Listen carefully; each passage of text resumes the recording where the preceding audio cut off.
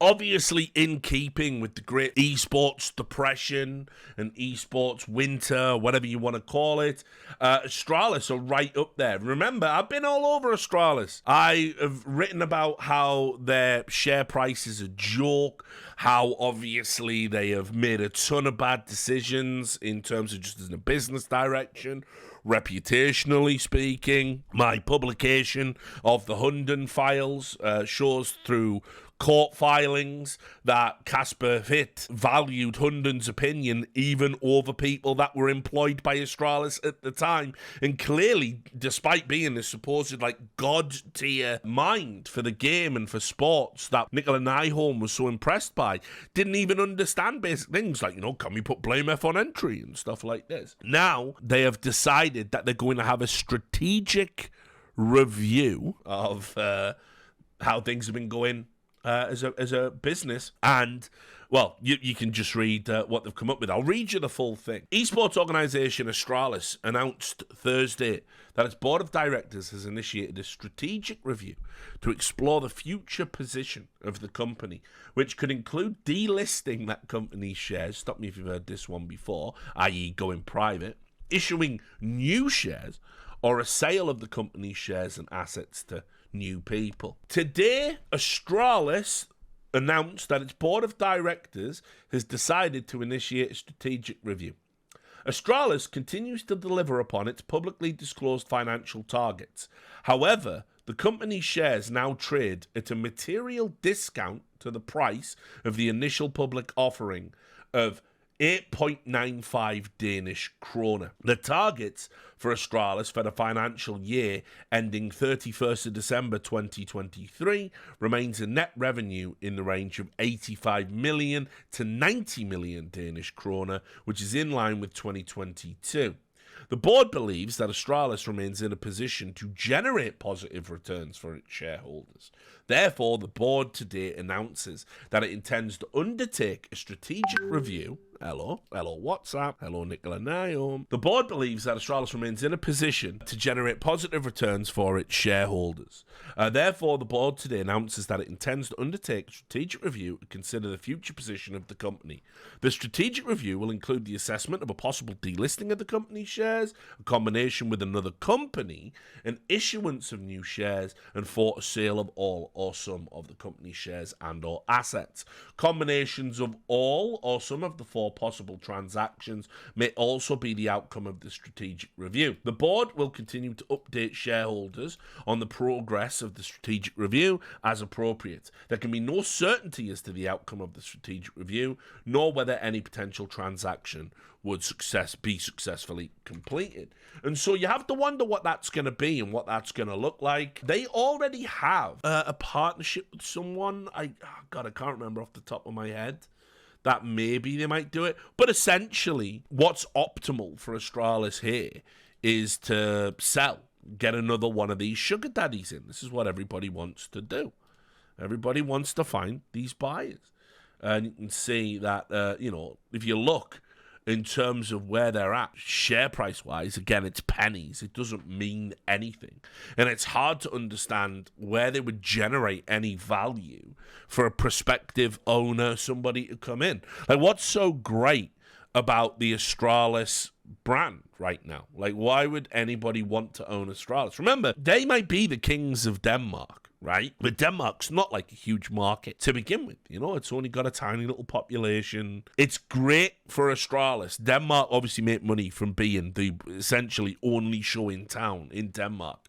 But what are they internationally now? All of the prestige that they had is gone, as far as I can tell. I mean, they can't even get to the big CS tournaments anymore. They have proven that they don't have the magic eye for talent. They're not really developing fantastic academy prospects like say Na'Vi, where you're gonna sell a player for 600,000. Well, that's an asset, that's money. That's not happening. The one player they did sell for a lot of money, they bought back for a lot of money, and now bought him back for a lot of money, and they're not winning.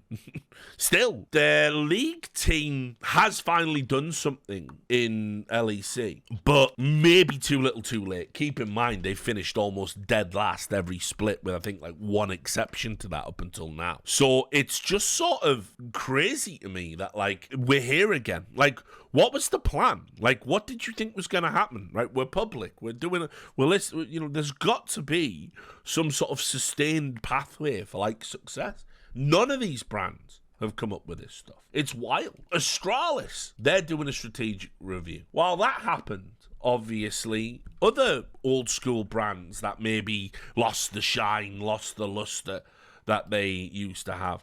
It started with this. There was these CLG announced layoffs. We'll just stay with James for just reporting. This was Travis Gafford, our good friend Travis Gafford, put out a video where it was like the classic rush to get the scoop. I watched the video and it was like going, yeah, I'm not sure what's going on, but I think it's like it might be closing down or it might be sell. And it's like, you are supposed to find these things out, like, but you know, whatever. Like, to be fair, it's a scoop of sorts.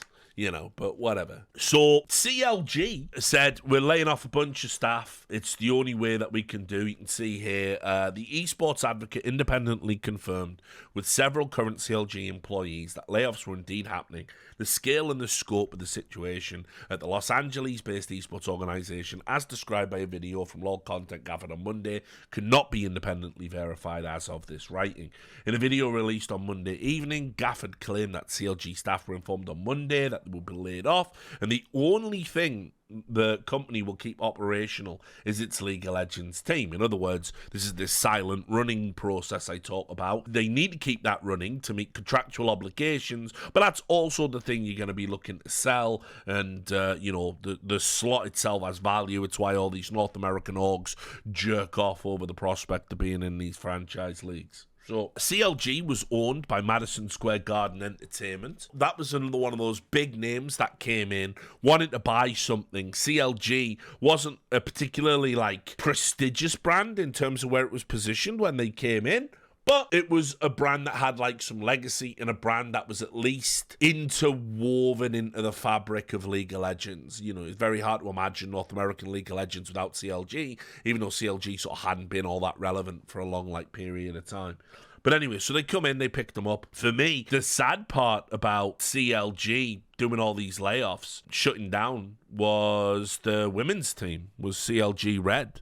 CLG Red was like the place to go if you were like the best women's player in Counter-Strike, and to sort of lose that brand and lose that prestige, lose that pedigree is like pretty sad from where I'm sat. But other than that, it's just another esports org that fucking shit the bed. Then a couple of days later, obviously, it was announced they were going to sell to NRG. You know, NRG, it's a long time, so my memory might be off here, but NRG did used to have an LCS team, but that was back when you got relegated, and they got relegated, I think. They ended up selling their slot to, can't even remember who it was. Was it the Slans? Or was it the Slans that owned NRG? I can't remember, but anyway, they basically, back in the days of relegation, NRG had it, and they ended up selling their slot. But now they're back because they have the opportunity to buy another slot, no doubt on the cheap. So Los Angeles-based esports organization CLG will shut down its operations, according to reporting from the Sports Business Journal reporter Kevin Hitt. We're going to get to him in a second for another story. Madison Square Garden Entertainment still intends to run and operate Knicks Gaming, which competes in the NBA 2K League, but the rest of the stuff they're not interested in. Obviously, NBA 2K League, it's got a regular season. It's all, again, interlinked with the actual league. It's very low cost to have players turn up and play in that, so it's fine. This is the announcement. Madison Square Garden Sports Corporation and NRG, a professional gaming and entertainment company, today announced the combination of CounterLogic Gaming with NRG. As a result of this transaction, MSG Esports, which previously owned a controlling interest in CLG, now owns a non-controlling equity interest in the larger combined NRG CLG company, because nothing's as simple as just selling this shit. In esports, everyone wants to keep a little bit just in case, and we have to do this. While details are thin, It's evident that NRG and CLG owner MSGE had to have hashed out some sort of agreement long before rumours of layoffs surfaced. That's another thing that pisses me off about all of these like esports layoffs that happen. You're always the last to know. All the suits all get in a room, agree, shaking hands, trading all their equity, all their shares. You're going to have a position. You're getting a golden handshake. You're getting a parachute payment. And then they come into a room and go, wow, guys, super sad to break it to you. It's totally come out of left field. You're all sacked. But don't worry, it's Monday. We'll pay you up until Tuesday. Now fuck off. And it's like all those other people have known for weeks and haven't given you time to get your shit in order. Which again, this is why you should be in a fucking union. But what are you gonna do? America gonna Americanize, I guess. Anyway, sources we spoke to this week intimated that CLG would make some sort of formal announcement on Thursday, or that events would unfold that will make the severity of this situation apparent. But apart from individual announcements on layoffs, these things have not happened.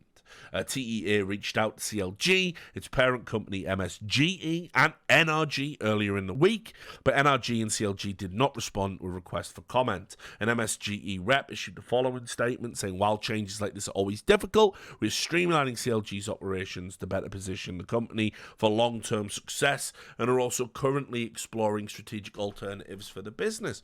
So, one of the great brands from the golden era of esports, of, you know, when League of Legends, the LCS, North American League of Legends was the king. It was the place to be. It's gone. CLG's gone. I don't know whether it's like some sort of brand they'll keep for a separate thing. They'll stick a logo on something. But CLG as we know it, the CLG that was part of the sort of golden age of esports, it's gone, dead, out the door. But it gets even crazier because in addition to reporting that, while it's great, what I love about lying dormant is when you wake up and you just wake up to like a deluge of like big stories. As I said, I actually think the core of esports reporters we've got right now, there's a little cadre of esports reporters like Jacob Wolf, like James Fudge, like Kevin Hitt, like Mikhail Kalentov, and probably like one or two others that I'm missing out, and I apologize. They're really putting out big stories all of the time. And this one, this was the mind blower. I did a report which should have been bigger, but because it got suppressed on the League of Legends subreddit, not a lot of people saw it. But I wrote that TSM were looking to sell their LCS slot, and that to me was like one of the biggest stories of the year I wrote it, like last year. But like it didn't play out on Reddit, so nobody noticed it. So Ashley Kang gets the award and Richard Lewis can go fuck himself.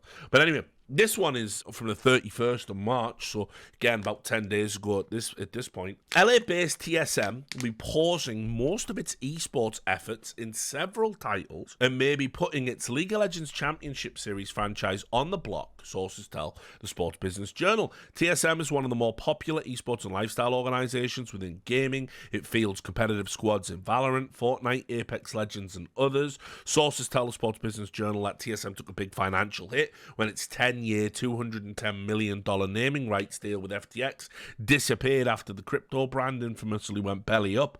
That pact was the most lucrative in all of esports sponsorships. It was the biggest ever esports deal for a title sponsorship. So it's got to be said, I don't know how negligent you have to be in business to hitch your wagon to something like crypto. This is why I fundamentally believe esports deserves to fail. Because so many people jumped on, let's have a crypto sponsor, let's get an exchange, let's get NFTs, let's do all this stuff. And it's like, loads of that stuff was a grift. Loads of it was actually predatory, and predatory in a way that people will look back on and realize how predatory it was. People aren't ready for that conversation yet about how there was something really grotesque in how crypto combined with the shit that the people pushing crypto were saying on the internet, on these podcasts, and basically the problem you had is it was a two-pronged approach of some like 21-year-old fake entrepreneur in a suit going on a podcast saying, I've got a Lambo, I've got this, I've got that, check out these women, I'm making bank, and I did it all through crypto, and I'm a trader, and I'm and then you're like an 18-year-old, maybe younger, and there's no barrier to entry to getting in this, and these people were going in, fucking up their whole lives. They were the fodder in all of the rug pulls. You were the lower rungs of a pyramid scheme that was already played out. Your Y'all got fucked. Y'all got played. And it's easy to sit back and laugh when you look at those Reddit posts from all the fucking former crypto bros, like saying, guys, like, I don't know what to do. I've lost all my money. I've fucked up all my finances. I lost all my savings. I can't go to college. And everyone goes, you know, and it's like, no, actually, there was something really grotesque going on with all them crypto bros that we really need to come back and have a visit to. Maybe get a fucking task force and put some of these motherfucker in jails, you know, like, cause I'm telling you, it's like, it's why I never touched it. It's why I never promoted it. Because after what Skins did to people, I was like very finely attuned. This is bullshit. This is predatory.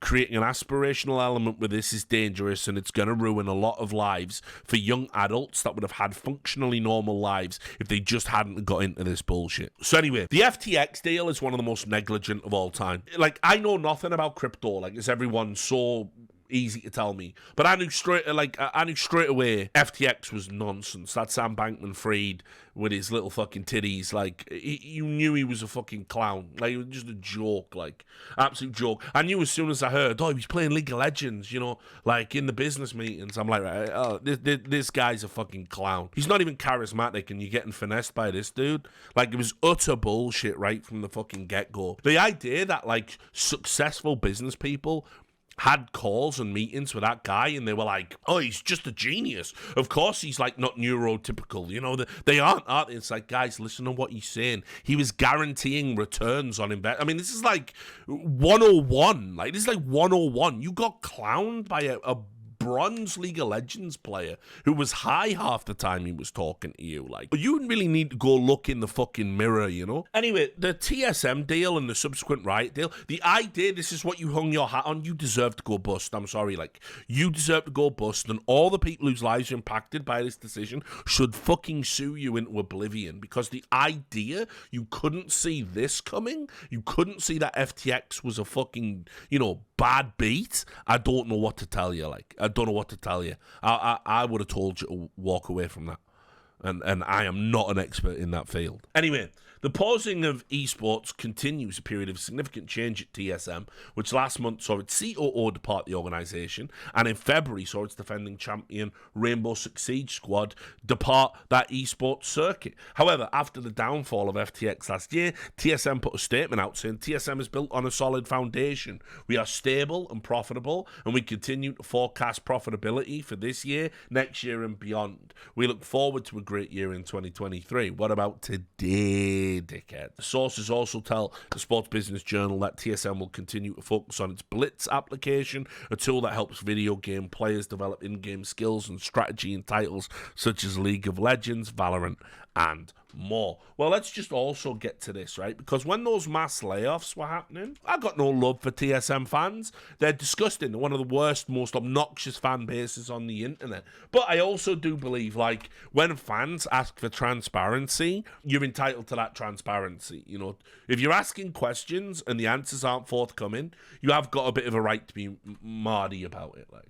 So, naturally, there were Reddit threads, like, what's going on? There was a ton of layoffs at TSM prior to this news, and it was obvious what was going on. Obvious that, why would TSM be immune to something that's affecting everyone else? FaZe, Astralis, CLG. You know, I'm thinking about it. I probably should have just made this one long podcast. Like, maybe that's what I'll tell Griff to do. Just chop it all together. Just like, this is how fucked esports is. There's not a successful organization to be found. In fact, the next episode of the Esports Gospel, which will be uploaded soon, is talking about the disappearing sponsors. Because what are they doing?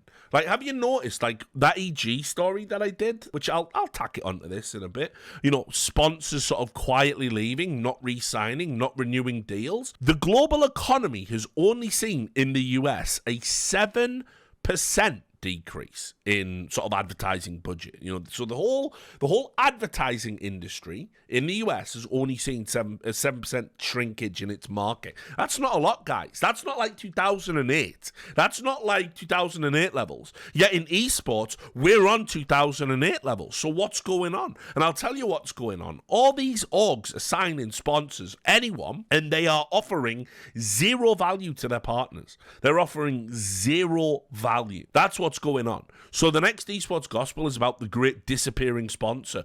Go and look at your favorite esports org right now and have a look at their sponsors page, which you can do in like the Wayback Machine. Go and look at 2021 and then look at 2023 and look who's not there. And then maybe go back and look at 2019 and then compare that to 2021 and look who's not there. And you will see that we just burn through sponsors in this business. And when I say we burn through, take out the word through, we burn sponsors in this business. We offer them value. We say we'll do deliverables.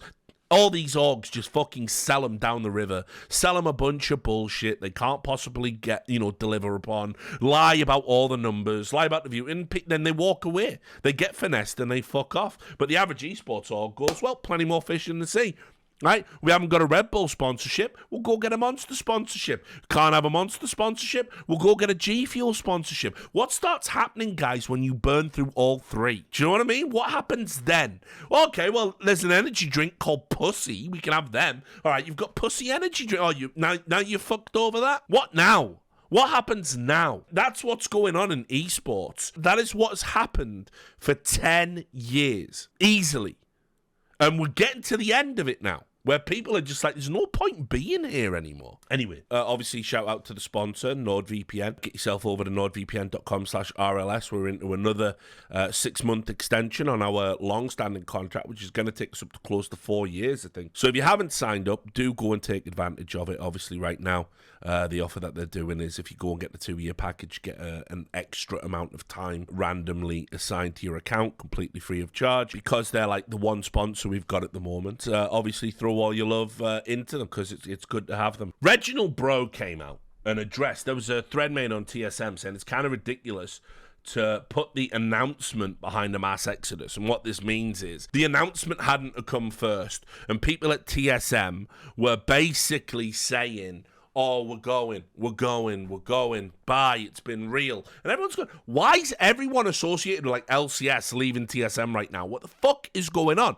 And they didn't say anything. So get this, right? And this is why I can't wait for the 4 horsemen on this, because I know Duncan's going to kill it. Even if I turn up half dead, Duncan's going to carry the show, because he's got material. But you do remember when Reginald said he would never let TSM end up like CLG. Do you remember that? He said he would sell his car, sell his mansion, put his own money into it. He would never let it end up like CLG. Well, I got some bad news. Like, literally within like 24, 48 hours of the CLG news. This is what's going on, is it? But anyway, just prior to the TSM announcement, right? This was his response to fans wanting to know what was going on with the mass exodus at the company. So here you go, Reginald Bro. We overhired and expanded too quickly. With the economic downturn, we made the necessary changes to be sustainable. This was not easy. Our current team is stronger and more performant. We don't see negative effects with the changes that we've made.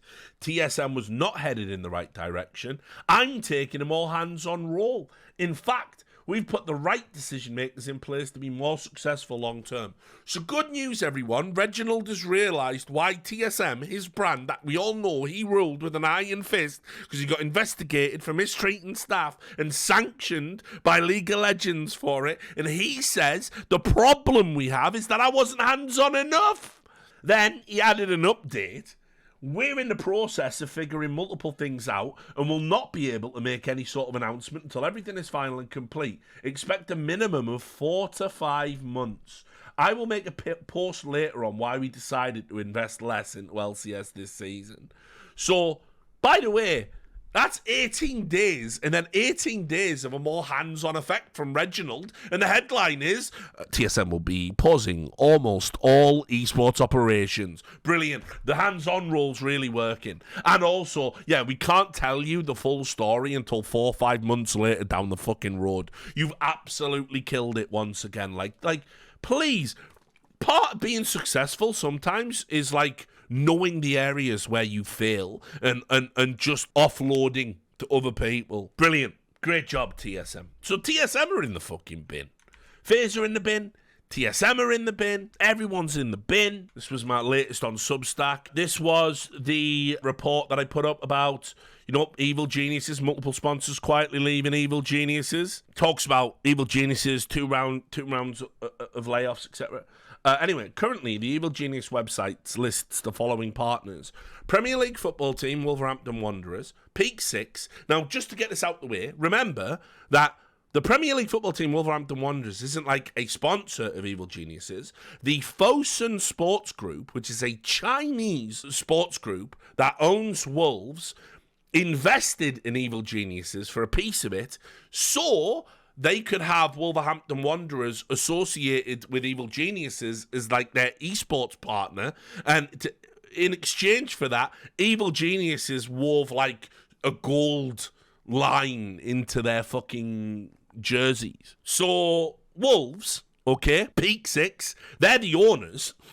So let's just get rid of them too. So you have Hewlett Packard Enterprise, LG Ultra Gear, Secret Lab, and Chevron. They're the 4 sponsors at EG at the moment. But if you go back to November 2022, they lost Bud Light. I don't know how you lose Bud Light in eSport. I mean, like, I do if you're Activision Blizzard, because they just don't want to be... But, like, Bud Light feels like a pretty easy one to keep hold of, right? Monster Energy, now, as we'll get to, we'll talk about that in a second.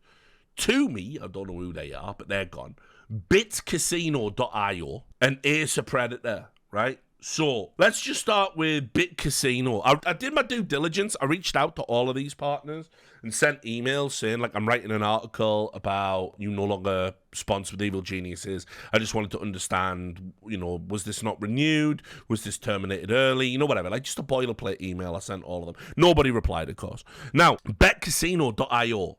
How can you not hold on to a casino? A crypto casino? The only fucking people that are throwing money into this shit right now are like these guys. It's still there. It's still operative. It still works. I mean, like, when you look, hang on, I'll even read you, because I researched all of this, as I said, before I wrote the thing. So, BitCasino, right? This is from Esports Insider. Evil Geniuses signs BitCasino as latest partner. It was in September 2021. So you can see it doesn't even align as being like a fucking 2-year deal or whatever. But it says here, the quote that BitCasino gave, this was head of BitCasino, Kawapo Kangro, said, "We love Evil Geniuses' passion and forward-thinking approach to everything they do. They've been changing the game for more than 20 years, which is why they make the perfect partner for BitCasino. They're true pioneers who share our values for fun, fast, and fair gaming. It's an honor to see the BitCasino logo on the EG jersey, and we're excited about the great content that we'll be partnering with for Evil Geniuses fans around the world."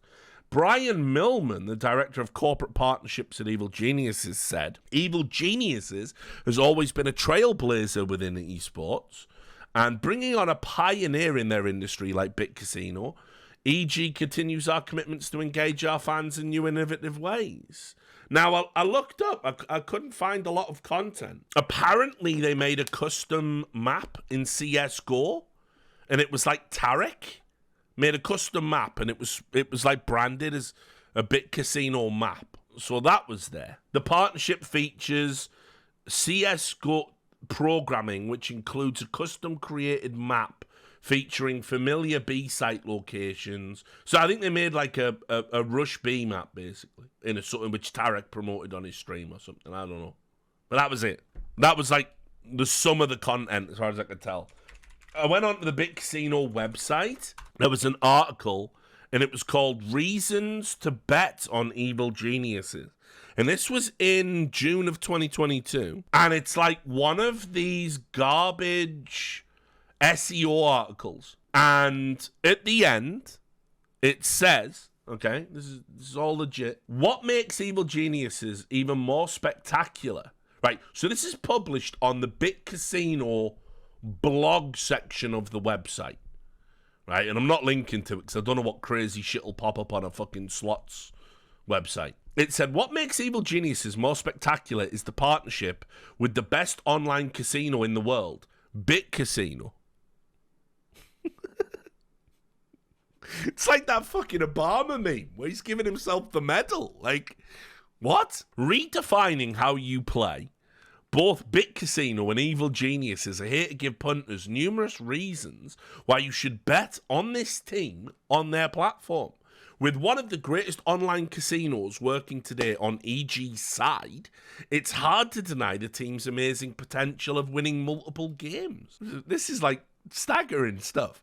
With this partnership, you will see loads of amazing games and the chance to get ahead of the competition by wagering on Evil Genius's games and see the dollar sign come up after wins pile up in the team's win column. So in other words, there is a blog, right, on the Bit Casino website saying the best thing about the partnership is essentially you can't lose if you bet on Evil Geniuses. I don't know about that, guys. I don't really know if I'd want my brand associated with that copy.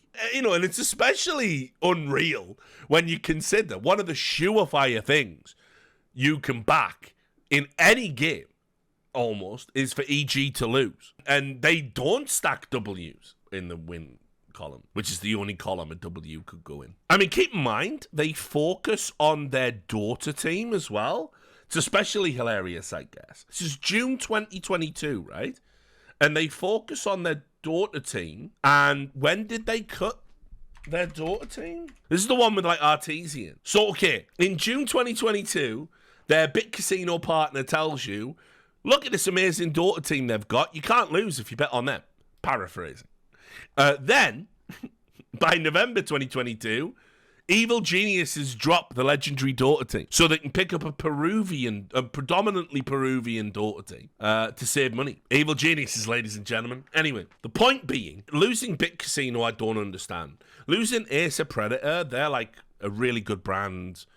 Losing Bud Light, they've got, they're owned by the biggest brewery in the world. Like, they're almost everywhere in esports. I don't understand how you can't keep this sponsor. Then, and this is the one that's mind-blowing, Monster Energy have been with EG since the days of, like, DJ Wheat and fucking In Control and Idra, Monster Energy's, like, over 10 years. It's over a decade. I think it was literally the longest sponsorship deal in esports. And so I was asking around about this, going like, why is Monster gone? Like, why is Monster gone? Why would Monster go, Apparently, it's not, it's acrimonious. You can see there, sources with knowledge of the deal, speaking under the condition of anonymity, said the deal was terminated abruptly and finished on bad terms. Sources from Monster confirmed the deal was not renewed, but wouldn't elaborate on any reason behind that decision. Meanwhile, it's not like Monster are pulling out of esports. Monster is still very much involved in esports, which is just crazy, When you consider, here's just an example. Evil Geniuses are down to like 4 sponsors, and one of them is Chevron. Chevron is a sponsor that only Peak 6 could have got. I went and looked at all the board members. I wanted to see if it was like a Bobby Kotick being on the board of Coca-Cola, Activision Blizzard, Overwatch League, Coca-Cola deal thing. But I couldn't find any crossover. Other than Peak 6 have some Chevron shares in their portfolio, but they got shares and everything, so it doesn't matter. I went and looked into all of that. Chevron's the type of like shitty little, shitty, awful corporate sponsorship that only like Peak 6, a shitty, awful corporate investment company could sort of get, right? Like, they all swim in the same, no pun intended, but dirty water, right? But anyway, you look at, like, Team Liquid, my opinion, fuck everyone in this business. But, like, look at this, right? Alienware now is probably the longest standing sponsorship deal left in esports. Alienware have been with Team Liquid since I don't even know when, like. That is super OG. Like, that is like an old school sponsorship deal. Honda seems to have been going pretty well. They came in, I want to say that's like a 2020 deal. Verizon.